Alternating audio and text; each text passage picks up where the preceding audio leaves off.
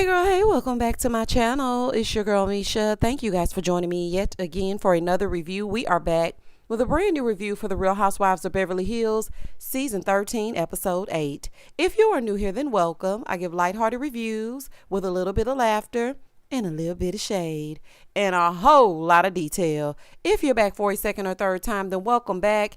Y'all, please don't hesitate to like, comment, and subscribe to the channel. Share with a friend. Hit that notification bell so that you will be updated each and every time I upload a video. Now, y'all, let's get into it if we gonna get into it. Listen, I did not review last episode. I tried to get through the episode like 3 times and I just could not. But this episode I really, truly enjoyed. So, child, let's get into it. When the episode first opens up, we see Kyle and Mauricio talking about what Sutton said at the party.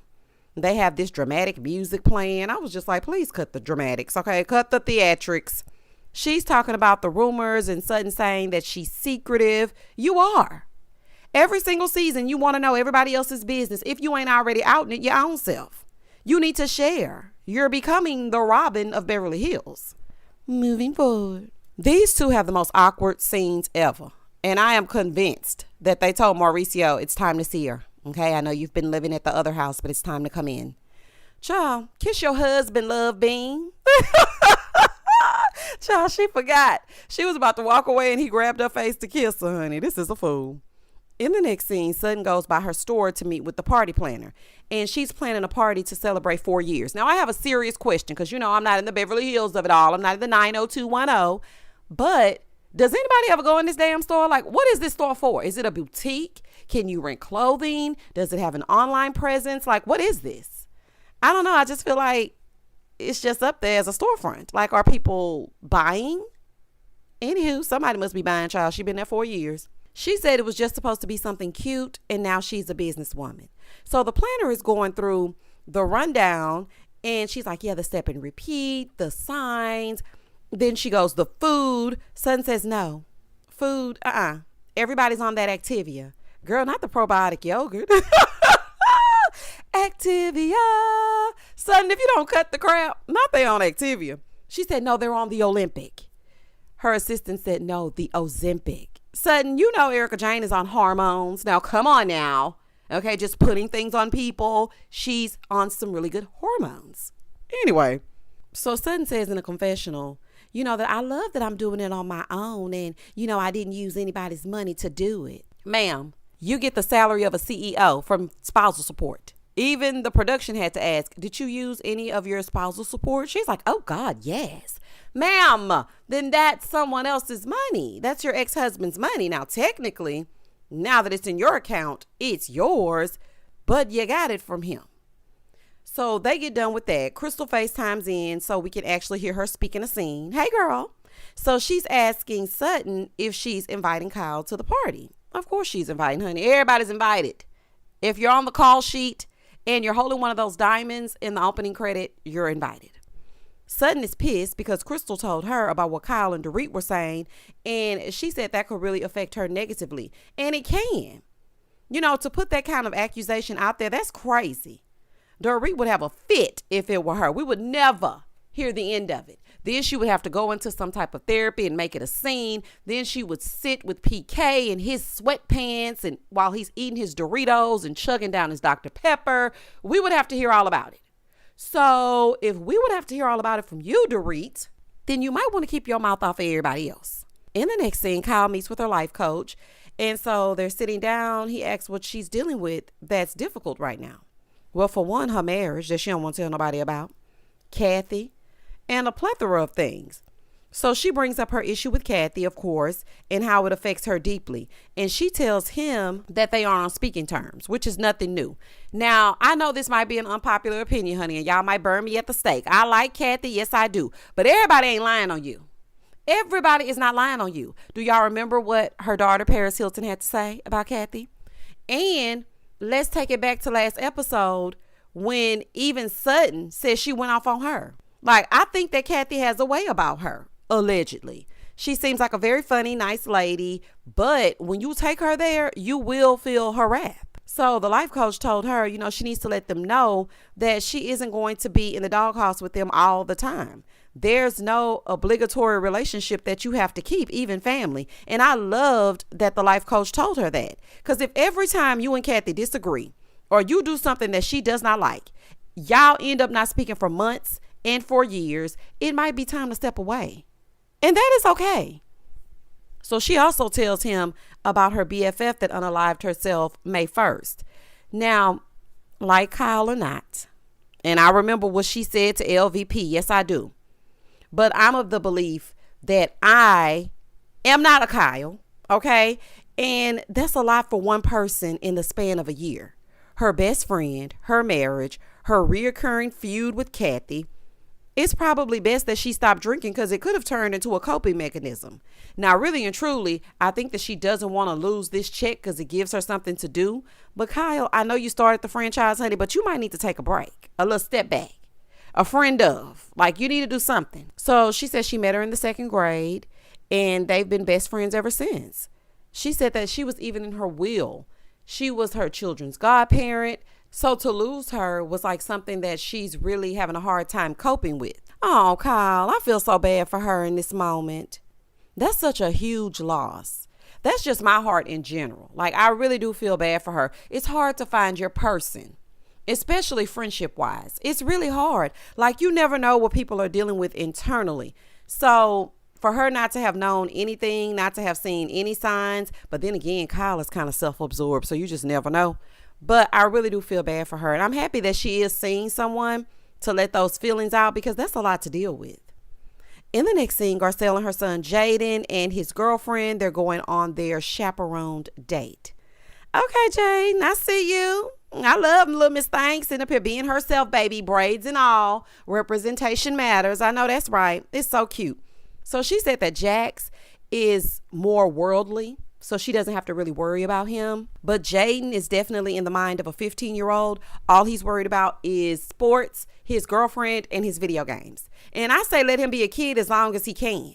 Because I'm not really too fond of Jack's personality when he started being too grown. Okay? I like a kid that's a kid.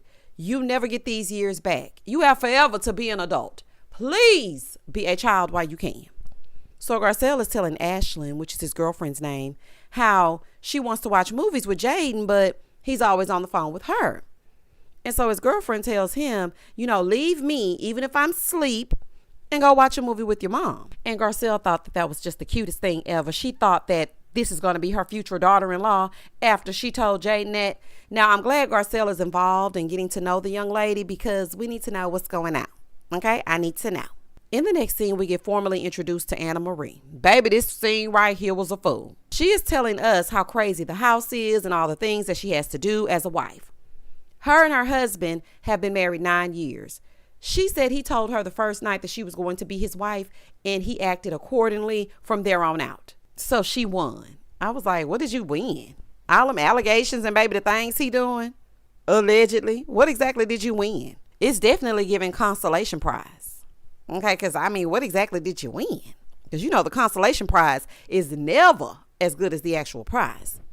So she said he told her the reason that he married her was because she was a solid 8.5 at everything. She wasn't a 10 in looks or in brains or athleticism or anything like that, but she's a solid 8.5 all the way around and everything. Oh, and a 9 in body.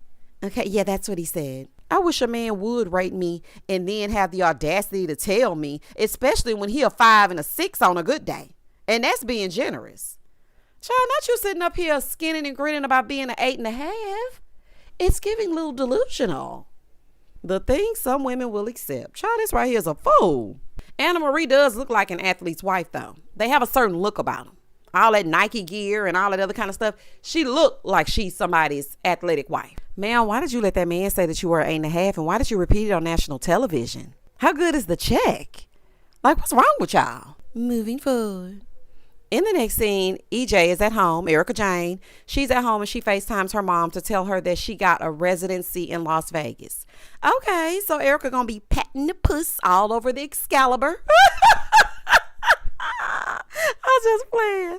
I don't know what she gonna be, honey. She might be at Circus. Either way it go, she gonna be patting the puss, honey. It's expensive to be her. She got 20 shows. I said, all right now, Usher, you better watch out because Erica Jane is in town. I'm surprised you even had anybody at your shows because Erica Jane is in town. No, but in all seriousness, that's good, Erica. Congratulations. So it's the night of Sutton's party, right? It's the night of the party for the store. She's arriving to make sure that everything is good before the people start to arrive. So the assistant is trying to get her together, but it's irritating her. And he was kind of irritating me too. Sir, hold on. He's like, put the shoes on. Don't put that there. Pick that up. Don't eat that. Don't look at that. Over here. Over there. I'm like, oh my gosh, honey, it's too much. It's too much. So all the other ladies are getting ready to go to the party. Kyle then FaceTimes her friend, okay, and I'm doing air quotes, to tell her about the party and that she's taking Kim. Now, remember last episode, Sutton said that she had already lost 2 sisters and did she want to lose a third? So Kyle is making sure to show her that she got 1 sister back. Kyle said, her relationship is different with Morgan because Morgan constantly picks on her. She constantly roasts her. Yes, because she thinks you're an old fogey running up behind her. She knows you're fawning over the hip, cool chick. She ain't no fool. But that's not the only way that your relationship is different than your other friendships. Let's be very for real. Are you crushing on Dorit? Say what now? Oh, okay. Moving forward. So then she starts telling her about how Sutton said that she was wearing a makeup gift. Basically, that ring was because Mauricio was cheating. Garcelle actually said that, not Sutton. But Sutton put the idea in Garcelle's head, and I do not know why Garcelle went and repeated that. So the ladies arrive, right? Erica comes in, and she goes up to this man, and she's like, hi, nice to meet you. My hands are cold, but I have a warm heart. When did that start? Because, honey, it was always given Frosty the Snowman. Baby, in honor of the holiday season, it was always giving Frosty the Snowman to me. So then Dorit arrives, happy as a lamb, greeting everybody, waving. Dorit, where's that anxiety that you got? Oh, let me guess. You only get it when you have to go to a Garcelle event. And you ain't fooling me. There's nothing going on with you, Dorit, unless it's someplace that you don't want to be. So she gets in the confessional. She's like, yes, Sutton gave me a heads up, and told me there were going to be about, 80 people here so that I'm better prepared mentally. And girl, I call BS. You need to sell that to somebody who's buying it. So did you think only you and Garcelle were going to be at her watch party? You are so full of it, girl. I hate how she acts like we as viewers are dummies. You ain't fooling me. Now, you might be fooling somebody else because they're a Dorit fan, but baby, you're not fooling me. You get selective anxiety when it's time for you to go somewhere. And it's always a Garcelle event. I don't know if y'all have noticed, but it is. So Crystal arrives. Hey, girl. And Garcelle going to be tacky if she don't do nothing else. Garcelle. I think it's the hair. That's what I think it is. It's that wig. That burgundy colored wig might be what's throwing me off. I think you just need to go with black. I don't know why everyone wants to pass up a good 1B.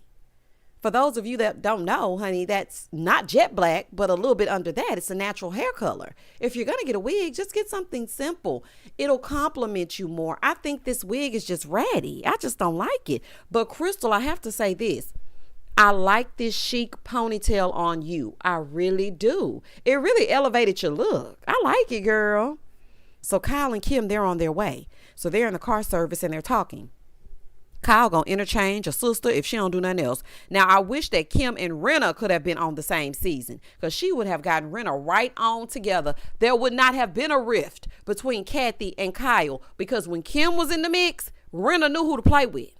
So she wouldn't even did that if Kim was there. And not Kyle using Kim as a prop to prove something to Sutton, and she ain't fooling me.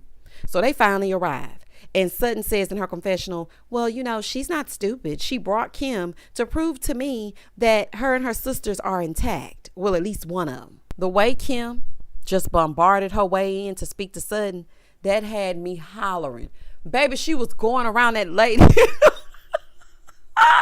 She was going around that lady trying to get to Sutton. I said, Kim is something else, child.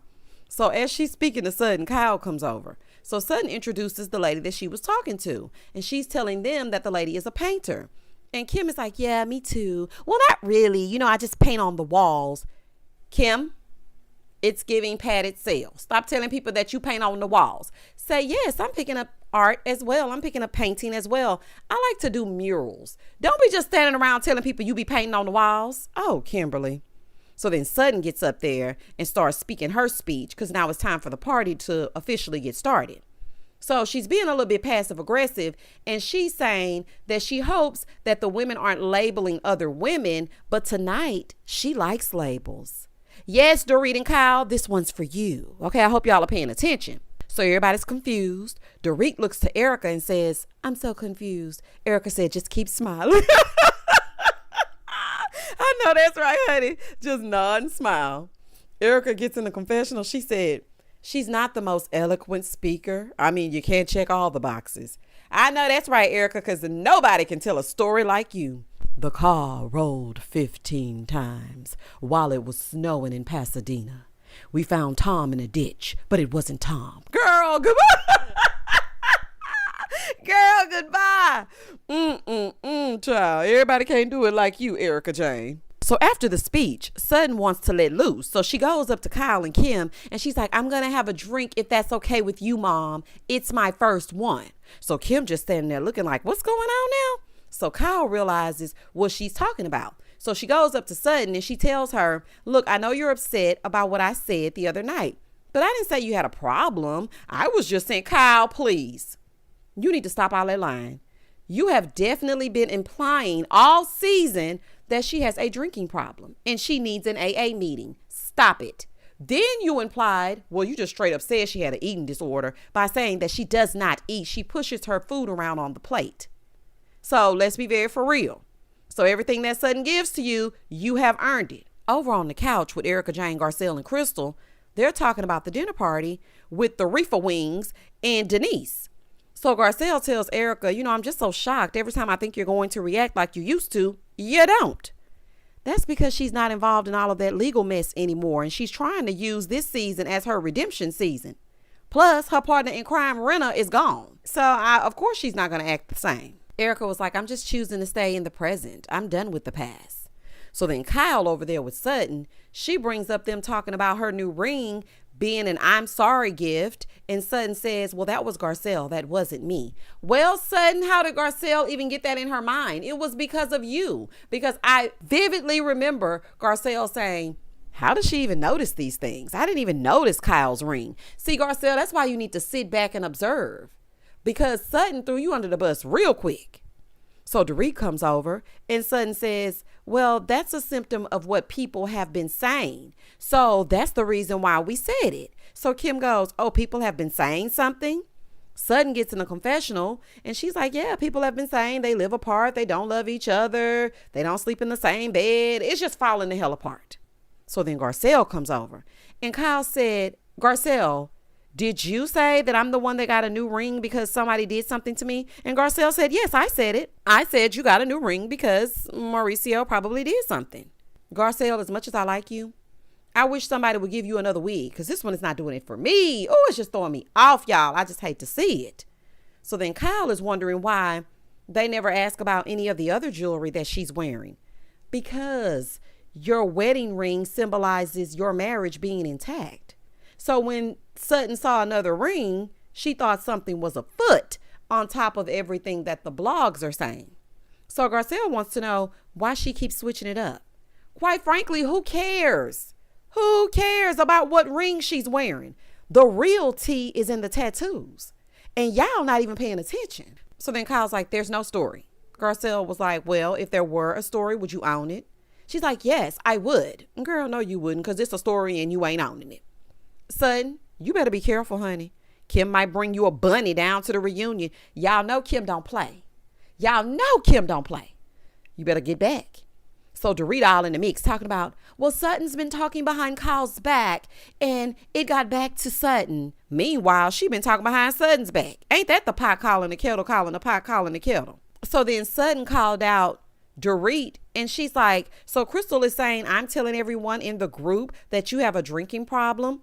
She said, no, she told me that you said to her and Kyle that I had a drinking problem. So she's like, I only said it with Kyle and Crystal. And the camera's rolling, Dorit. You only said it with Kyle and Crystal and the camera's rolling. You and Kyle knew exactly what you were doing. I hate this little act that you try to put on. You didn't realize that you were filming a television show? So Dorit goes to confront Crystal and her chic ponytail, and Kyle tells Sutton that she wants to move forward, but when she said that she was in denial, that really hurt her feelings. So then they both apologize to each other. But to be honest, I think Sutton didn't keep it going because Kim was in her presence, and she ain't fooling me. Because any other time, Kyle and Sutton will argue back and forth and back. But since Kim was standing there, Sutton made nice. You better be glad you brought back up Kyle. So Dorit goes over to get to the bottom of it. Girl, just own what you said. You said damaging things about Sutton and made certain accusations. The facts don't change. Even though you go up to Crystal, it's still changing nothing. So Dorit is talking, but Crystal had me cackling. This was so funny to me. She was talking like this was a movie trailer for a horror film. This is what she said, y'all. You talk about it. You hear about it. You fear it. You wish it never happens to you. But today, I'm on the other side of a Dorit investigation. When I tell y'all I hollered at that. Now, Crystal, you ain't giving me much in the scene, honey. But you gonna give on that after show, and you gonna give in them confessionals. So Dorit is going on and on and on. You know, she do her whole lamb chops play along. This is the song that doesn't end. Yes, it goes on and on, my friend. And you know, Dorit likes to hear the sound of her own damn voice. She's talking. Crystal goes, oh, Lord. So Garcelle is cackling. I'm laughing because this is a chaotic mess. The whole time, Erica's like, what's happening? What's going on? Because finally, she's not in the middle of the mess. So the rest of the ladies come over. Crystal clears up what she said and how she agreed. Basically, Dorit agreed with Kyle about Sutton drinking and taking pills. So then Anna Marie names the medication that Sutton is on, and Sutton says, yes, that's the medication that I take. She said, well, I just heard you say that you can drink and be on that medication, but you can't. Sutton said, my doctor said it was okay. Anna Marie goes, but it's not. It's not okay. She said, you can do whatever you want, but I mean, they shouldn't be taken together. Why are you discussing the medication that she's taking anyway? For everybody to hop on the Googler. Why are you doing this? So Sutton said, well, I just take it before bed. So then Erica pipes up and she's like, look, I took a lot of stuff and I drink. Garcelle said, oh, we know, we lived it. Oh, wait, this right here is a mess. So then Kyle brings up what Sutton said about her esophagus problem. Anna Marie then says, well, if you have that, then that just means that you chew more or you need to start having some type of treatment. So then she goes a step too far and says, I mean, you're saying you don't eat food and your reason is because of a narrow esophagus? Ma'am, you need to watch it. Okay, you really need to watch it. Just because Kyle said it does not make it true. And you sitting here saying to the world that she doesn't eat when there are people that are really going through these challenges, that's irresponsible. And I know that you're a nurse or you're something like that in the medical field. So for you to just out your mouth say, well, you don't eat food and you're talking about it's because of a narrow esophagus, you're saying things that don't make sense. Her saying that was some nasty work, y'all. Ooh, that was some nasty work. You done came and started piping up for Kyle. So Sutton says, first of all, I do eat and you're not my doctor. Anna Marie said, you know, I get it, but you're saying things that don't make sense. Here goes Sutton. Don't yell at me. Now, Sutton, I like you, but please, okay, do not pull out your microaggressions from your damn dressing rooms. She is not yelling at you. You and Kyle talk to each other louder than all of that all the time. I'm just trying to figure out, how was she yelling? Is it just me? Because I feel like that was a microaggression. Now, I know people like Sutton. Don't get me wrong. But I'm going to call a spade. Because you saying to her, don't yell at me. That kind of threw me off. I was like, girl, what? And then she's so crazy. She's talking about, I didn't mean to yell. Girl, you weren't yelling. Are you confused? So Dorit even chimes in and says, she's not yelling at you. Because she wasn't. But Dorit, you sit there. Because you the main one to turn to a Garcelle and say, okay, Garcelle, you're getting hype. Like, calm down. There's no need to yell. Y'all got that bad. Sutton goes, well, you know what? Maybe we should all go get my esophagus stretched as a group. So Erica said, no, I told you, just give a BJ and stretch it. So then she gets in the confession. This episode was so funny to me. This episode was so good to me.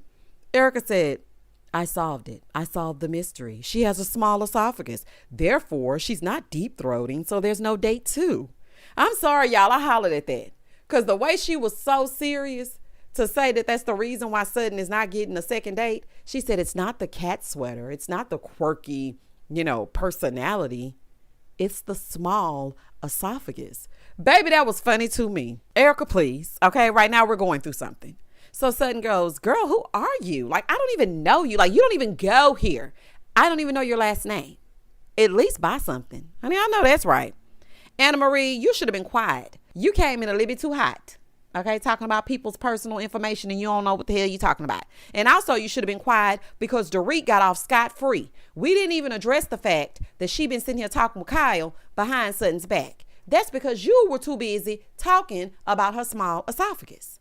So after all that, the ladies get in the confessional and they all congratulate Sutton on having her shop as long as she has. So then Sutton tells them that her ex is moving to England. She's like, I'm scared, y'all. So then Erica starts giving this speech. Girl, you're going to fly. Your life's going to be so much different. You're going to be able to pat the puss. Erica was telling her all kind of stuff, y'all. But then Sutton said something that made no sense to me. Okay, shout out to Anna Marie. She says, it's the end of a fairy tale. Ma'am. Wasn't your divorce the end of a fairy tale? What are you saying? Were y'all still best friends or what? Oh, child, this right here is a fool. And that was the end of the episode.